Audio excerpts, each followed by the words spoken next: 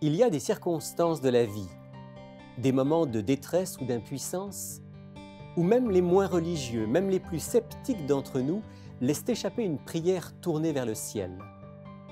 Il semble que le besoin de prier soit inscrit au plus profond du cœur de l'être humain, où qu'il soit, quel qu'il soit. Aujourd'hui, dans l'émission Il est écrit, je vous propose de nous laisser inspirer par une prière en forme de cri du cœur, celle d'un vieillard en exil à Babylone.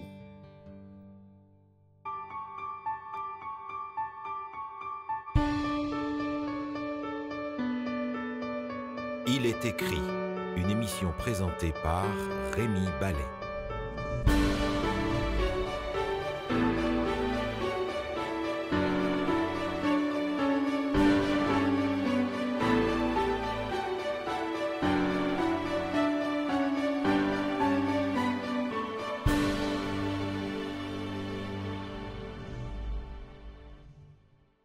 Bienvenue à tous dans l'émission Il est écrit.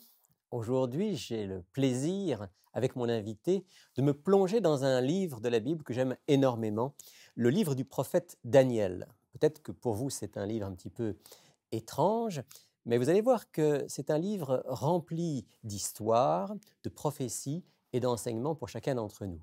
Mon invité, c'est quelqu'un que vous avez peut-être déjà vu dans l'émission, si vous êtes des auditeurs réguliers. Il s'agit de Richard Helhofer. Richard Helhofer, bonjour. Bonjour. Alors, vous êtes vous aussi un fervent de l'étude du livre de Daniel. Tout à fait, oui. C'est un livre que j'aime beaucoup. Vous aimez beaucoup. Vous l'avez étudié dans sa langue originale, puisque vous êtes un hébraïsant. Oui, oui. Maintenant, il faut quand même préciser que le livre de Daniel a été écrit en deux langues, non pas simplement l'hébreu, mais aussi l'araméen. Donc, un certain nombre de chapitres en hébreu et d'autres en araméen. Voilà. Et donc, bon, l'araméen, je suis un petit peu moins assidu et familier à l'araméen, oui. Aujourd'hui, on va s'attacher plus spécialement au chapitre 9 du livre de Daniel, donc, qui, je pense, est écrit en hébreu. Oui. Et c'est un chapitre qu'il va falloir qu'on situe un petit peu dans son contexte avant de le découvrir ensemble. Dans ce chapitre, il y a comme deux grandes parties. Une partie qui est une prière dont on va parler aujourd'hui et une deuxième partie qui est plus une partie prophétique dont on parlera dans une prochaine émission ensemble. Est-ce que vous pouvez nous situer un tout petit peu d'abord Daniel lui-même, le prophète Daniel, dans l'histoire? Oui, le prophète Daniel était un prince de Judée ou du royaume de Juda. Nous souvenons que le royaume, du moins que Israël, qui était auparavant un pays unifié, a été divisé à la suite de la mort du roi Salomon, et qu'il y a eu donc une séparation entre le royaume du Nord, qui s'est appelé Israël, et le royaume du Sud, qui s'est appelé Juda.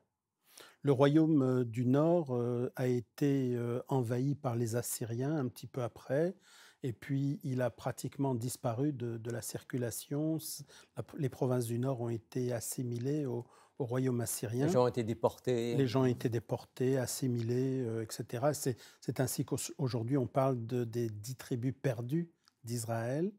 Et il est resté le royaume de Juda au sud, qui comprenait essentiellement deux tribus, les tribus de Benjamin et les tribus de Juda, avec bien entendu la tribu des Lévites, qui étaient les prêtres en Israël. Capitale de ce royaume, c'était Jérusalem. Jérusalem. Et donc, le prophète Daniel, ou du moins Daniel, était un prince qui vivait dans ce royaume de Judée. Il était certainement de la tribu de Juda. Et il a vécu la déportation de Juda qui s'est faite au VIe siècle avant notre ère. Une déportation à Babylone. À Babylone, non plus en Assyrie, mais en Babylonie. La Babylonie qui correspond à l'Iran actuel. Hein, donc voilà. Et il y a été déporté très jeune. Et c'est pour cela que finalement, dans ce livre du prophète Daniel, on est déjà au début de l'époque des Mèdes et des Perses.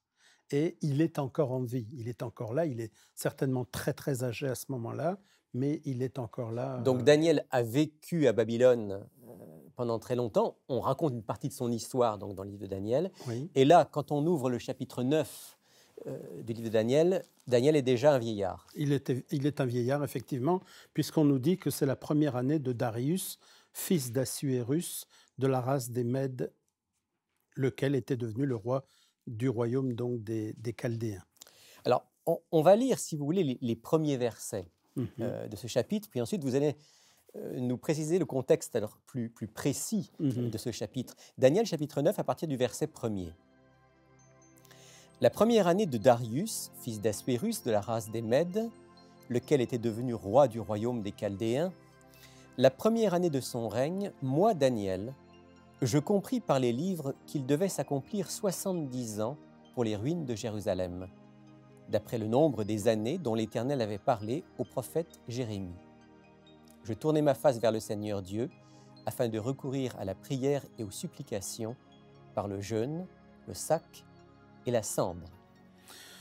C'est un contexte très particulier finalement dans ce texte parce que on se pose la question pourquoi est-ce que Daniel tout d'un coup se réfère au livre de Jérémie Effectivement, il mentionne le livre de Jérémie. et les 70 ans que le Seigneur avait prédit pour les ruines de Jérusalem. Parce que finalement, comme vous le disiez en introduction, Daniel est un vieillard maintenant. C'est-à-dire que les 70 ans se sont écoulés. Donc les 70 ans qu'on trouve dans le livre du prophète Jérémie, où il Oui. annonce que Juda sera déporté à Babylone pour 70 ans. Voilà. Et comme ces 70 ans arrivent maintenant à échéance, on arrive à la fin de cette période et Daniel ne voit rien venir. Il ne voit pas venir l'accomplissement de la promesse du Seigneur. Alors il se pose des questions. Et tout d'un coup revient à sa mémoire une prophétie qu'il avait reçue, une vision qu'il avait reçue du Seigneur auparavant et pour laquelle il n'avait pas compris. Et maintenant, il est en train de se demander s'il n'est pas en train de comprendre cette vision qu'il avait reçue précédemment. C'est celle du chapitre 8. Voilà, celle du chapitre 8, et c'est ainsi que les chapitres 8 et chapitre 9 sont très liés ensemble. Il faut savoir que le changement de langue du prophète, du livre du prophète Daniel, c'est fait à la fin du chapitre 2, et ce changement de langue va jusqu'au chapitre 7. Et dès que nous arrivons au chapitre 8, à ce moment-là, il y a à nouveau un changement de langue. Donc, chapitre 7 chapitre 2 au chapitre 7, nous sommes en araméen. Et maintenant, nous revenons à l'hébreu. Et là, maintenant, chapitre 8 et chapitre 9 sont liés ensemble par ce même langage qu'était l'hébreu. Et qu'est-ce que Daniel craignait alors? Alors, il avait reçu une vision que l'on a au chapitre 8, verset 14. Au chapitre 8, il a plusieurs visions.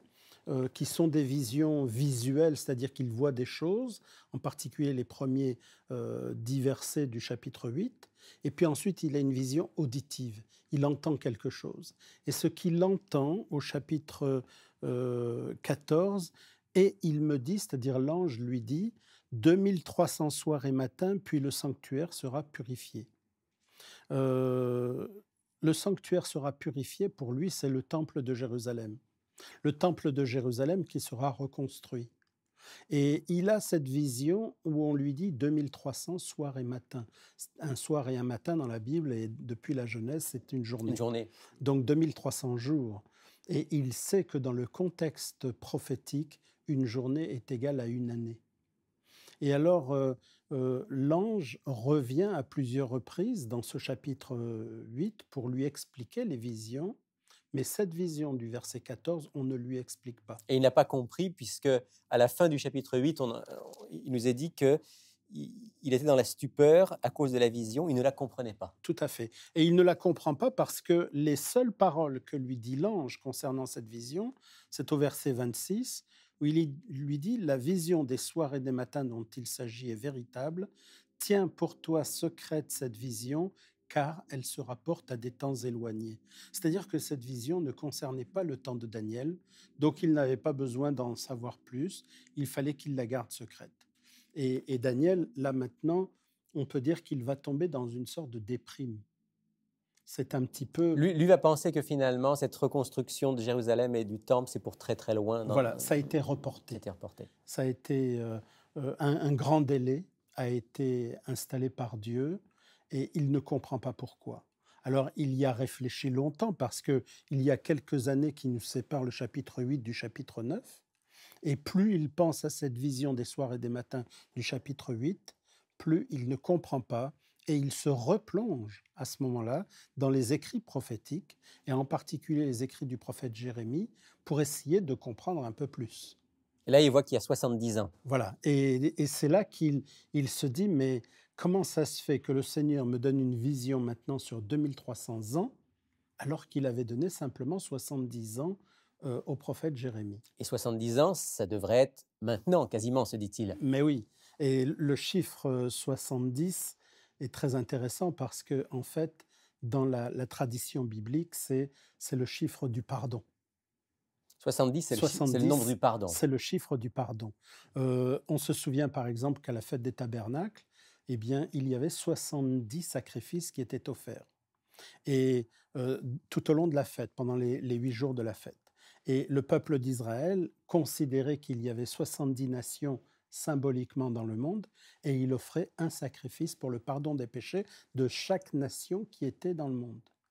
Nous nous souvenons des paroles de Jésus avec l'apôtre Pierre. Est-ce qu'il faut pardonner jusqu'à 7 fois? Et Jésus lui répond 70 fois 7 fois. Le chiffre 70 est là véritablement pour désigner le pardon. Et lorsque Dieu dit à Israël qu'il reviendra, que la déportation sera terminée au bout de 70 ans, c'est aussi la manifestation de l'amour et du pardon de Dieu. La grâce de Dieu va se manifester et là, le peuple va pouvoir revenir. Tout à fait.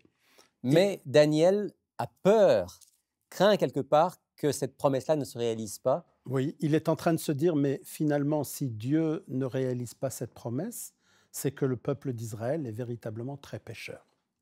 Et parce qu'il est tellement pécheur, finalement, Dieu a reporté la réalisation, l'accomplissement de la promesse. Et là, ça amène Daniel à prier. D'ailleurs, on a lu tout à l'heure qu'il tourne sa face vers le Seigneur, et puis c'est quelque chose de très fort, pour recourir à la prière, aux supplications, par le jeûne, le sac et la cendre. Eh oui. Et il va prononcer une prière de repentance, une prière de confession, une prière de demande de pardon des péchés, et une prière qui a été si fortement ressentie par le peuple d'Israël qu'une partie de cette prière a été reprise et est aujourd'hui utilisée lors de la liturgie du Yom Kippour. Donc le Yom Kippour, qui est ce grand jour des expiations, une fois par an. Oui. On reprend des paroles de Daniel. Voilà, parce que c'est le jour du grand pardon. Hein, c'est comme ça qu'on le désigne en français, c'est le jour du grand pardon. Alors comme c'est le grand pardon, eh bien on a repris cette prière par excellence de demande de pardon au Seigneur. Alors cette prière peut nous inspirer, peut-être on va lire quelques extraits pour comprendre l'intensité et le sens de cette prière. Je vais lire par exemple les versets 4 et 5. « Je priai l'Éternel mon Dieu et lui fis cette confession. Ah Seigneur, Dieu grand et redoutable, toi qui gardes ton alliance et ta bienveillance envers ceux qui t'aiment et qui observent tes commandements. Nous avons péché, nous avons commis des fautes, nous avons été méchants et rebelles. Nous nous sommes détournés de tes commandements et de tes ordonnances. » C'est un démarrage qui donne le ton à la prière, parce que finalement cette prière s'adresse à Dieu, et au démarrage, dans cette prière, Daniel reconnaît les qualités de miséricorde de Dieu. Et ça, c'est un élément important parce que dans nos prières personnelles, nous pouvons nous adresser à Dieu, mais à quel Dieu nous adressons-nous? Est-ce que c'est un Dieu redoutable? Est-ce que c'est un Dieu terrible? Est-ce que c'est un Dieu qui nous fait peur? Ou bien est-ce que c'est un Dieu d'amour ou de miséricorde?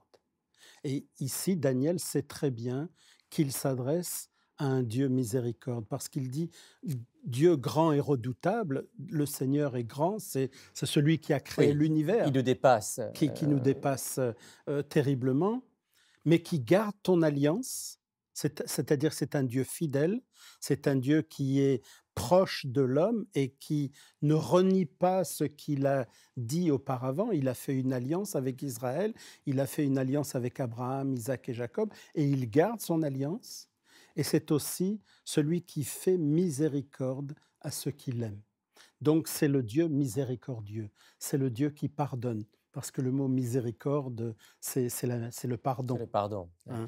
C'est important ce que vous dites, lorsqu'on prie, de bien prendre le temps de se souvenir du Dieu auquel on parle, du Dieu avec qui on est en relation, Tout à fait. pour qu'on soit pénétré de son caractère. Tout à fait. Et alors, c'est là qu'il reconnaît la situation dans laquelle il est. Ça, c'est le verset 5. Nous avons péché. Et il est intéressant de voir qu'ici, Daniel ne dit pas « j'ai péché ». Il ne dit pas non plus confesse ils pas. ont péché. Oui. Il ne confesse pas simplement ses péchés à lui ou les péchés des autres, mais les péchés communautaires. Nous sommes tous solidaires les uns des autres. Ce qui m'arrive influe sur les autres, ce qui arrive aux autres influe sur moi. Donc il y a une certaine influence réciproque qui fait que nous vivons dans une communauté et ici le « nous » devient très important pendant toute la prière. Il s'identifie vraiment à son peuple. Il s'identifie à son peuple. Nous avons péché, nous avons commis l'iniquité, nous avons été méchants et rebelles, c'est-à-dire qu'il ne cache pas la situation dans laquelle il est. Il ne sert à rien de cacher ses péchés, il ne sert à rien de les masquer, parce que finalement Dieu sait tout. La première démarche à faire si on veut être dans une relation authentique avec Dieu, c'est de reconnaître notre état et donc notre immense besoin de sa miséricorde. Tout à fait. Et dans cette prière, le deuxième aspect qui est important, c'est que Daniel reconnaît aussi la justesse de Dieu, la droiture de Dieu. Dieu est celui qui non seulement sait tout, qui est miséricordieux, mais qui est aussi juste dans ses jugements. Et il va aller jusqu'à reconnaître, accepter ces jugements comme la conséquence, quelque part, logique des errements et des attitudes du peuple d'Israël.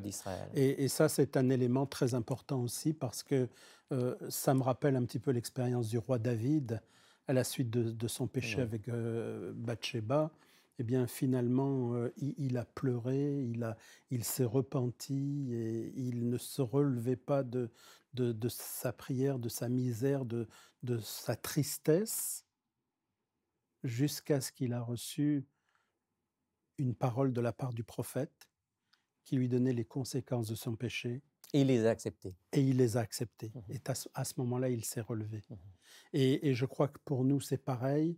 Nous pouvons nous relever de notre prière, de notre tristesse, de notre contrition et repentance, confiant en Dieu, parce que nous savons que les conséquences sont là, mais quand même que Dieu est finalement amour et qu'il nous accompagne dans ce moment de repentance que nous pouvons avoir. Et qu'il a un projet pour que nos vies, comme la vie de son peuple, puissent repartir, rebondir. Et là, dans cette prière, on ne peut pas la lire en entier, elle est vraiment magnifique, mais la fin de cette prière, les versets 17 et suivants, sont extraordinaires. Je lis à partir du verset 17. « Maintenant donc, ô notre Dieu, écoute la prière et les supplications de ton serviteur, et pour l'amour du Seigneur, fais briller ta face sur ton sanctuaire dévasté.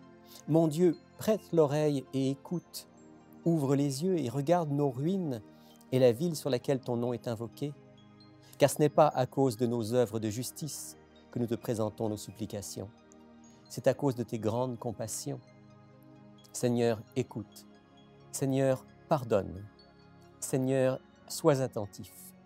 Agis et ne tarde pas, par amour pour toi, ô mon Dieu, car ton nom est invoqué sur ta ville et sur ton peuple. » Oui, ici c'est une prière qui nous ramène directement à sa préoccupation du chapitre 8. Parce que finalement au chapitre 8, il avait reçu cette vision, 2300 soirs et matins, puis le sanctuaire serait purifié. C'est-à-dire que Jérusalem serait reconstruite et le temple sera reconstruit. Et comme il a l'impression qu'il y a un délai dans la décision du Seigneur, que la prophétie est reportée, l'accomplissement est reporté, bien là maintenant, non seulement il a prié pour son peuple, pour le pardon des péchés de son peuple, mais également pour la ville de Jérusalem. Il prie pour la ville et c'est au nom de la miséricorde de Dieu. Voilà. Et pour le sanctuaire, il dit au verset 17, « Pour l'amour du Seigneur, fais briller ta face sur ton sanctuaire dévasté. » Il est dévasté. Ne le laisse pas, s'il te plaît, dévasté, et non pas parce que nous le méritons, mais du fait de ton amour, de ta miséricorde. Pense un peu aussi à ce que les autres nations vont dire. Pour qu'on reconnaisse que tu es le Dieu que tu dis être. Ben oui, tout à fait. Et Daniel a envie de défendre l'honneur de Dieu. Et dans ces temps-là, chaque peuple avait son Dieu, et celui qui était victorieux démontrait par là que son Dieu était le vrai Dieu, Plus fort. le plus fort.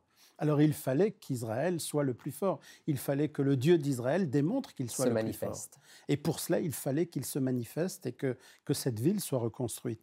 Et il le répète au verset 18, lorsqu'il dit « Regarde la ville hein, », vers la fin du verset 18, « Regarde la ville sur laquelle ton nom est invoqué, car ce n'est pas à cause de notre justice que nous nous présentons nos supplications. » Donc, à nouveau, ce n'est pas une propre justice, Mais ce n'est pas un salut par les œuvres propres des hommes, mais c'est grâce à cette justice de Dieu, grâce à cette miséricorde de Dieu, que les choses vont se réaliser. Et au verset 19, de la même manière, il revient sur cette idée de cette ville, lorsqu'il dit « Agis, ne tarde pas », par amour pour toi, ô mon Dieu, car ton nom est invoqué sur ta ville et sur ton peuple. Et cher Elofer, on arrive au bout de cette émission. Un mot encore pour dire qu'au verset 20, il va y avoir une réponse, 20 et 21, puisqu'il est dit que, alors que Daniel est en train de prier, un ange va intervenir et va venir lui parler. Et ce sera le sujet de notre prochaine émission, la réponse de Dieu Tout à fait. à Daniel. Et ce qui est encourageant ici pour chacun d'entre nous, c'est que Dieu répond toujours. Dieu entend toute prière Voilà. sincère. Et je dirais qu'il entend toujours.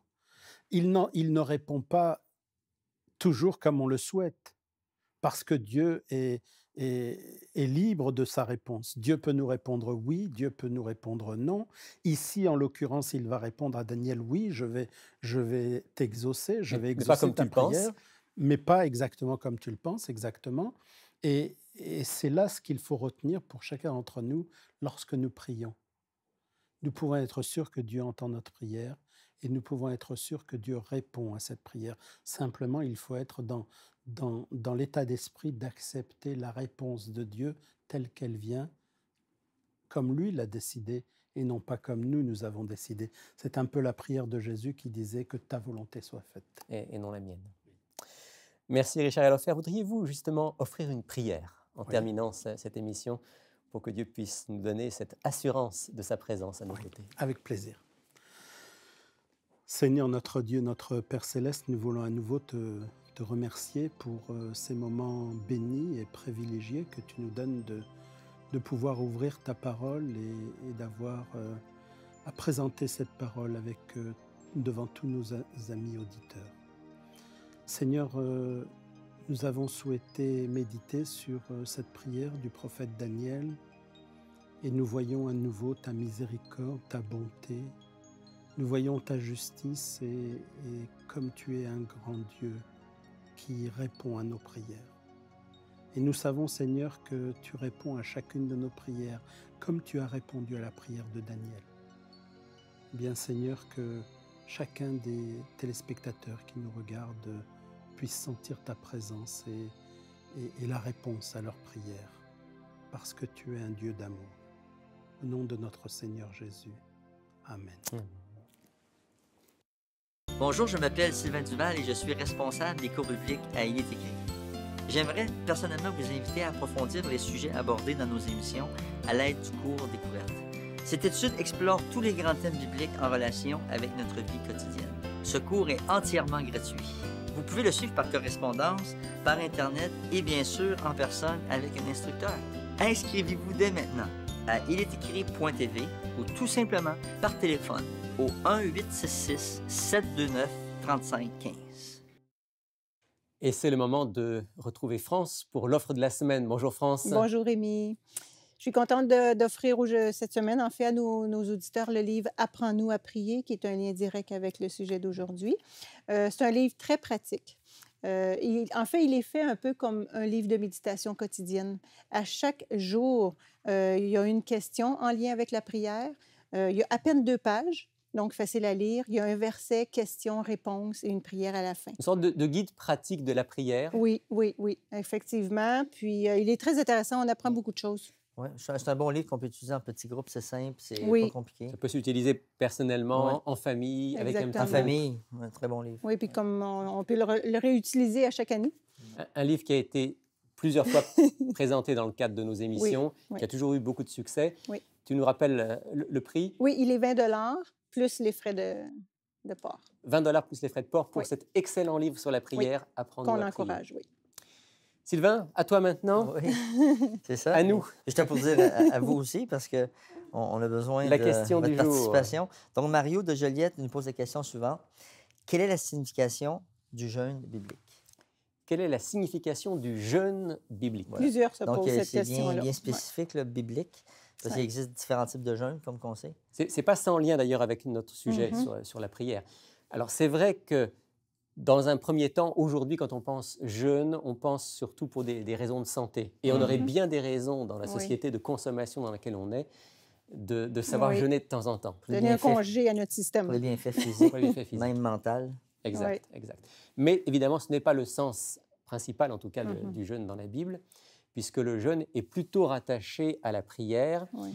et à une certaine forme de prière particulière. Alors, on va lire un texte, si vous voulez, qui me semble bien résumer l'esprit du jeûne et les circonstances dans lesquelles on est invité à jeûner et à prier. C'est Jésus qui va nous le dire alors qu'il répondait à une question de ses disciples.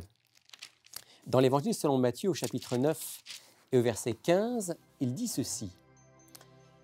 Jésus leur répondit, « Les amis de l'époux peuvent-ils mener le deuil tant que l'époux est avec eux? Les jours viendront où l'époux leur sera enlevé, et alors ils jeûneront. » Une comparaison Ouais. ici, quand on va à une noce, À la quand c'est un fête, mariage, C'est la on joie. mange, c'est la joie. c'est ça? On ne jeûne pas à ce moment-là. Dans ces moments-là, on chante Ouais. et on loue Dieu.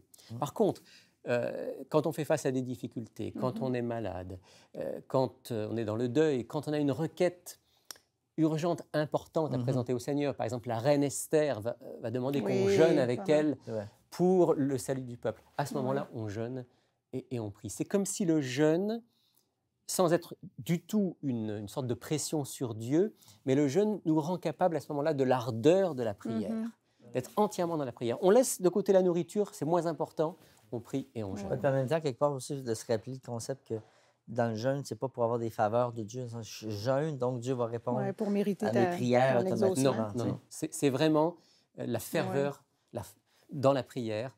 Et à ce moment-là, on laisse de côté la nourriture, on jeûne et on prie. Voilà en 2 mots ce qu'on peut dire à Mario sur le sens du jeûne et de la prière. Merci. Sylvain. Et voici maintenant comment obtenir l'offre du jour. Pour effectuer votre commande, écrivez-nous à Il est écrit, casier postal 99, succursale Rosemont, Montréal, Québec, H1X3B6. Vous pouvez également passer votre commande sur le web à ilestécrit.tv ou par téléphone au 514-729-3515 dans la région de Montréal et sans frais au 1-866-729-3515 pour l'extérieur de Montréal.